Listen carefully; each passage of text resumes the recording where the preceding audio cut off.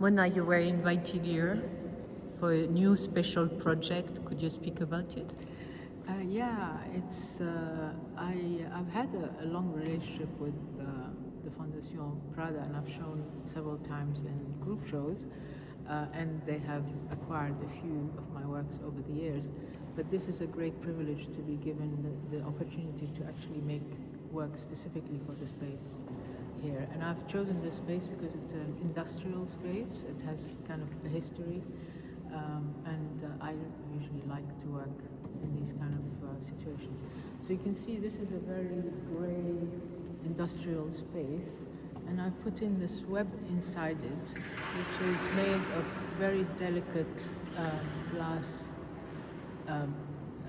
hand-blown glass spheres, and it's quite minimal and quite seductive, if you like, with the kind of material being so fragile.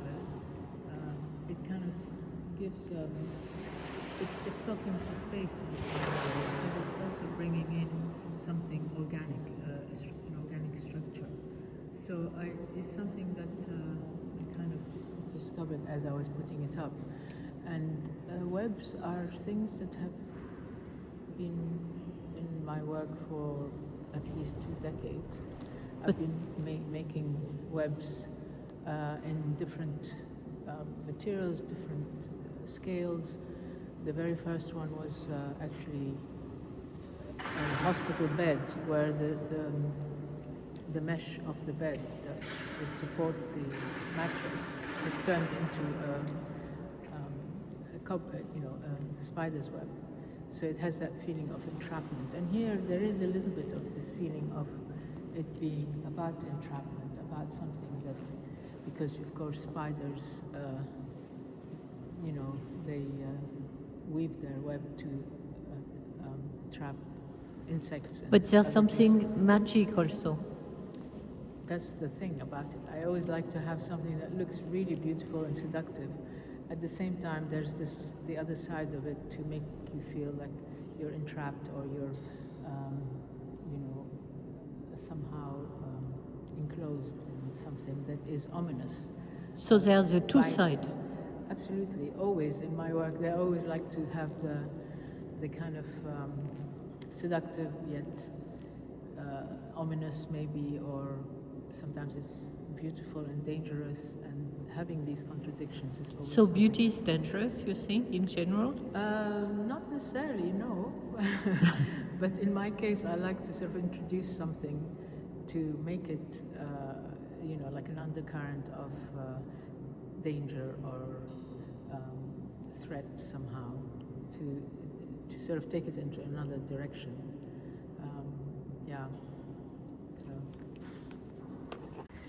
So this is. Talk about the one that you saw. You want to talk about the one you saw at the Pompidou? No, but I'm surprised because I saw it in white, yes, at Pompidou, in transparent, and this is red. So another symbolic. Yeah. Well, the transparent ones came out of a very early work I made in 1995, where I was doing a show at the British School at Rome, and there was this beautiful large room with 2 entrances, and I covered the whole floor with transparent glass marbles. They were much smaller than these. They were only 20 millimeter, I think. And anyway, and you had to walk in from one door and walk just around a very narrow parameter of 50 centimeters all around the space and go out of the other door. So it had invaded, it was called marbles carpet, and it had invaded the whole space. In other words, it made the floor a bit, when you walked around, you were worried about falling into it, because of course you would slip and fall. And it was about destabilizing the ground that you are walking on, to make you sort of feel that, the ground is not, it's something shifting and unstable. This was the idea. And from that, having looked at the expanse of marbles, it created some patterns, just natural patterns on the surface, very beautiful also, but made the floor treacherous. So the pattern looked like a map, and that's what made me then go into making maps. So then this instability was transferred to the idea of the whole earth being a kind of shaky, unstable And structure. that's exactly what we feel now, no? Exactly, yes. Yeah, that's so pertinent in this period. This is the first time I use red. Of course, But- red has so many different connotations and Blood. symbolism. Yes, but it has positive and negative, because it has, on the one hand, it's about love, about passion, about seduction or whatever. On the other hand, it's very much about danger. You have red flags, anger. In fact, my first title for this was map, seeing red, between brackets. Seeing red means you're so angry that you're seeing red. Are you hungry? Don't ask that question. Or I slap you. But also, red is the color of the stop sign. Am I trying to say stop? But also, of course, as you say, it's blood. It's about blood. When blood is running through your veins, it's about the vitality and life. But when it's spilt, then it's about death. So it's all these things. And it makes me think also about González Torres, no? Who? González Torres, Felix. González Torres. The sweets, you mean? He made some red beads, red balls, transparent glass balls. Really?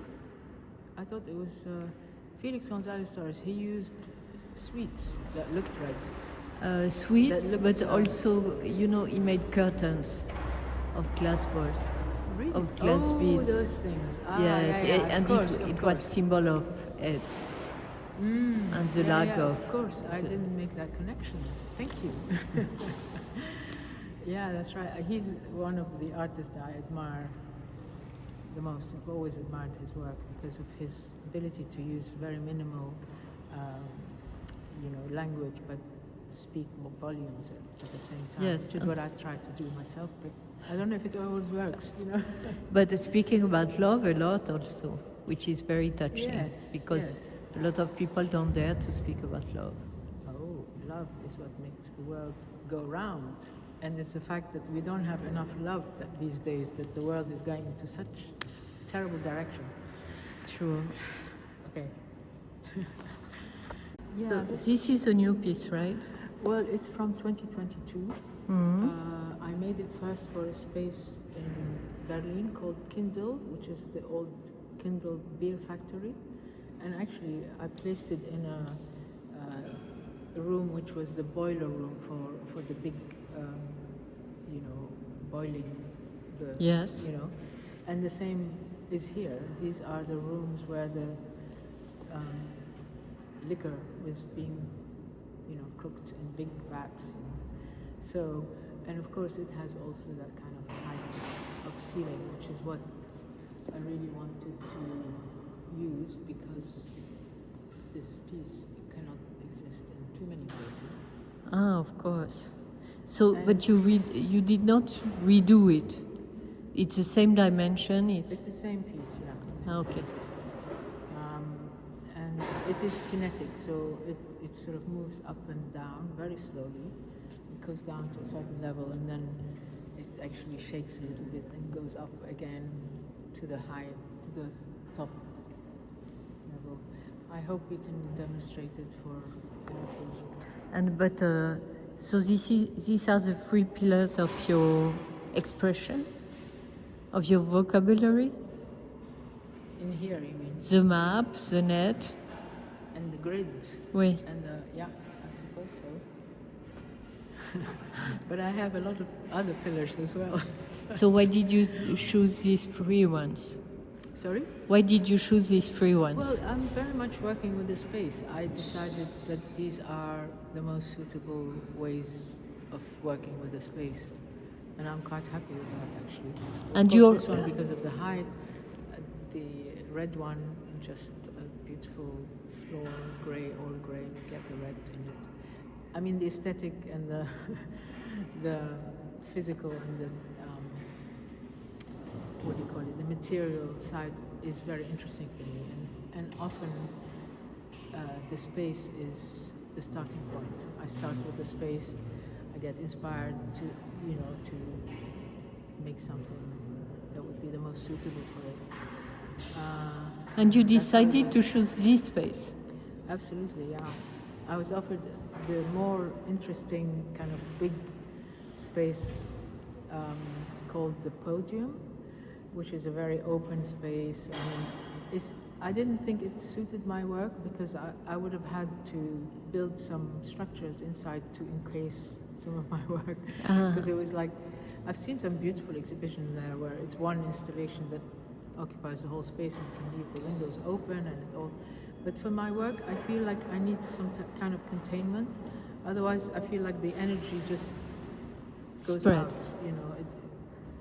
It seemed to me like a big aquarium. I didn't think it was my type of space. That's basically. So since 2015 in Paris, what did happen with your work? Did you imagine new vocabulary like this one, right? Greed? Actually, to be honest, this work was on my mind and wanted to do it for about 12 years before I managed to do it. In fact, the first time I was proposing it for Nuit Blanche in Paris, I never got down to actually propose it because I had a physical problem. I had to have a hip replacement. And so I couldn't participate. It was happening in 2011, and the proposal I thought of was 2010. And also for one night, it's a lot of work. Huh? Well, for one night, it was going to be very different, actually. It was going to be the sides of the cube were going to be neon lights, and it was going to smash to the floor. And then I wanted to film it and then do the loop of the film to reverse. That To was the recreate idea. something. No, to have it like fall and then go up again. I was going to do it that way because it was going to be one night, But I never did that. And then I started thinking, oh, maybe if I use LED lights, it can actually go up and down without breaking. I've proposed it to several situations, but it never happened until 2022. It's not easy to find such an amazing Space. for it. Yes, but this one is really impressive, huh? It is. It's very impressive, and I like the way that it sort of echoes the architecture here, the industrial architecture with the grids of the windows. Yeah. So your work deal with a lot of symbols, in fact, no? Yes. I mean, for me, this is about the symbol of how we're seeing everything, downward falling and collapsing, but I want to show a hopeful side to it, to say it can still get itself together and go up again and reconstruct itself, and so it's Optimistic. hopefully giving an optimistic Point of view. but it's a cycle of destruction and reconstruction that a lot of war zones are going through right now, but also areas of, what do you call it, the global warming. I forgot the word now. Yes. Areas of natural disasters that are becoming more and more apparent because of global warming. And the aesthetic here is very minimal, right? Well, minimalism is something that is one of my biggest influences. I mean, in fact, conceptual art and minimalism together became the language I used when I was still a student. And then, of course, I went into performance for about 10 years, video and performance, where the work had much more content in it. But then as soon as I had the opportunity to go back and work with materials, I decided to work to use the minimal language.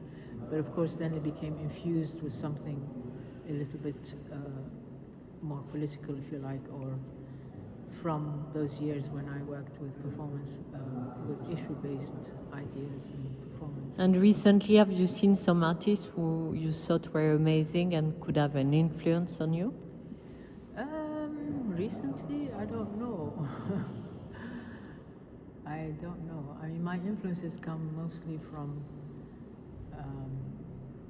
conceptual art and minimalism, but also surrealism. Surrealism? Yeah, and arte povera.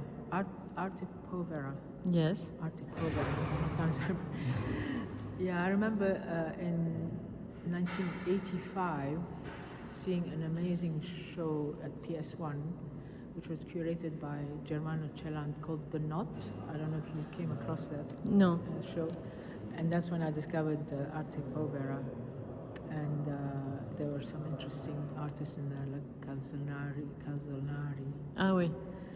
who inspired my first installation when I came back to working with materials, which was using heat, because he was using refrigeration, and I thought, oh wow, you can use that in the art. I'm going to use one with heat. So I made the light at the end. It sort of marked my coming back to working with materials and installation and sculpture. Sorry. Please. And it's interesting, it's a coincidence because Germano was curator here for so many years. Here, of course, I know. He was very generous with me, invited me to lots of exhibitions, and was really someone I admired a lot. And, especially when I discovered that he was the person who was working a lot with Arte Povera. But he was a very good, he knew a lot about art history too. Yeah, absolutely, yeah. He was a really very special person. Merci.